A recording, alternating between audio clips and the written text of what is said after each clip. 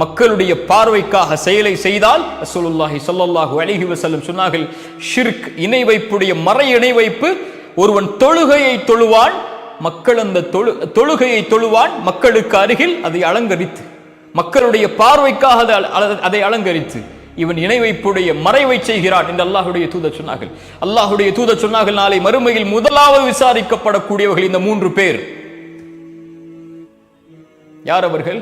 முதலாம் அவர் ஷஹீத், அல்லாஹ்வுடைய பாதையில் மரணித்தவர். இரண்டாவது ஒருவர் காரி, குர்ஆனை அழகாக ஓதக்கூடியவர். மூன்றாவது ஆலிம், மார்க்கத்தை கற்று பேசக்கூடிய மனிதர். இந்த துறையிலும் இன்று பிரபலியம் தேவைப்படுகிறது. அல்லாஹ் அழைப்பான், ஷஹீத் ஏன் செய்தாய்? அவர் சொல்வார், யா அல்லாஹ் உன்னுடைய பாதையில் இறக்க வேண்டும் என்பதற்காக செய்தேன். அல்லாஹ் சொல்லுவான், மக்கள் உன்னை புகழ்ந்தார்கள், மக்கள் உன்னை ஷஹீத் என்று சொன்னார்கள், அதெல்லாம் சரி, நீ செய்தது அதற்காகவா? உன் உள்ளத்தை அறிந்தவன் நான். நீ பொய் சொல்லுகிறாய். உன்னை மக்கள் ஷஹீத் என்று போற்ற வேண்டும் என்பதற்காகத்தான் செய்தேன். யாரிடத்தில் யாருக்காக செய்தாய்? அவர்களிடத்தில் சென்று கூலியை வாங்கிக் கொள். காரி, குர்ஆனை ஓதினாய், எதற்காக ஓதினாய்? அவர் சொல்வார், யா அல்லாஹ் உனக்காகத்தான். பொய் சொல்லுகிறாய் அடியானே, மக்கள் உன்னை குர்ஆனை அழகாக ஓதக்கூடியவர் என்பதற்காகத்தானே குர்ஆனை அழகாக ஓதினாய். போய் பெற்றுக்கொள் நன்மை அவர்களிடத்தில். ஆலிம், மார்க்கத்தை கற்று பேசக்கூடியவர் அழைப்பார், அல்லாஹ் எதற்காக செய்தாய்? யா அல்லாஹ் உனக்காகத்தான் செய்தேன். அல்லாஹ் சொல்லுவான், இல்லை அடியானே, பொய் சொல்லுகிறாய், பொய் சொல்லுகிறாய். அல்லாஹ் பாதுகாப்பானாக. பொய் சொல்லுகிறாய். எதற்காக செய்தாய்? மக்கள் உன்னை அறிஞர் என்று போற்ற வேண்டும் என்பதற்காகத்தானே. போய் பெற்றுக்கொள். நீங்கள் பெற்றுக்கொள்ளலாம்.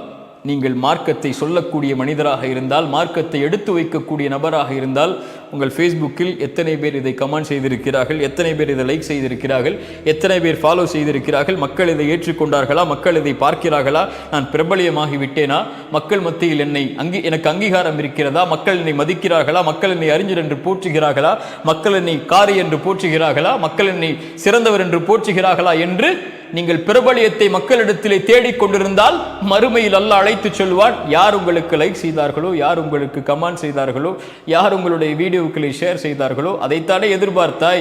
அவர்களிடத்திலே சென்று நன்மைகளை வாங்கிக்கொள். என்னிடத்திலே எதுவும் இல்லை, எனக்காக நீ எதையும் செய்யவில்லை என்று. அல்லாஹ் ரப்புல் ஆலமீன், அல்லாஹுவை அஞ்சக்கூடிய, அல்லாஹ் நிறைவோடு இந்த உலக வாழ்வில் வாழக்கூடிய, தனிமையில் மறைவில் அல்லாஹுவை வணங்கக்கூடியவர்களை அல்லாஹ் நேசிக்கிறான். அல்லாஹுடைய தூதருடைய இரவு வணக்க வழிபாட்டை அல்லாஹுடைய தூதர் எப்போதும் சொல்லவில்லை. அவர்களுடைய மனைவி அவர்கள் சொன்னார்கள், அல்லாஹுடைய தூதர் இரவில் வணங்குவார்கள். அல்லாஹுடைய தூதர் இந்த குர்ஆனுடைய வசனத்தை ஓதினால் அழுவார்கள். அபூபக்கர் ரலியல்லாஹு அன்ஹு, உமர் ரலியல்லாஹு அன்ஹு, பிலால் ரலியல்லாஹு அன்ஹு ஒருபோதும் அல்லாஹுடைய தூதரிடத்திலே வந்து, அல்லாஹுடைய தூதரை உது செய்தால் 2 ரக்அத் தொழுவேன் என்று சொல்லவில்லை. அல்லாஹுடைய தூதர் அழைத்து கேட்டார்கள், சொர்க்கத்தில் எனக்கு முன்னால் நடந்து சென்றாய் பிலால், என்ன காரணம்? அஹ்மத் பின் ஹம்பல் பள்ளிவாசலில் இரவில் தூங்குவதற்காக செல்லுகிறார்கள். அடித்து விரட்டப்படுகிறார். நான் இமாம் அஹ்மத் என்று அவர்கள் சொல்லவில்லை, நான் மிகப்பெரிய இமாம் என்று அவர்கள் சொல்லவில்லை.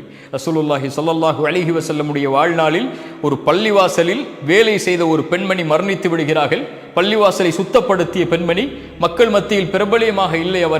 அவர்கள் இறந்து விட்டதற்கு பிறகு அடக்கம் செய்து விடுகிறார்கள். அல்லாஹுடைய தூதர் வருகிறார்கள், எங்கே அந்த பெண்மணியை காணவில்லை என்கிறார்கள். அல்லாஹுடைய தூதரை மரணித்து விட்டார்கள் அவர்கள் என்றார்கள்.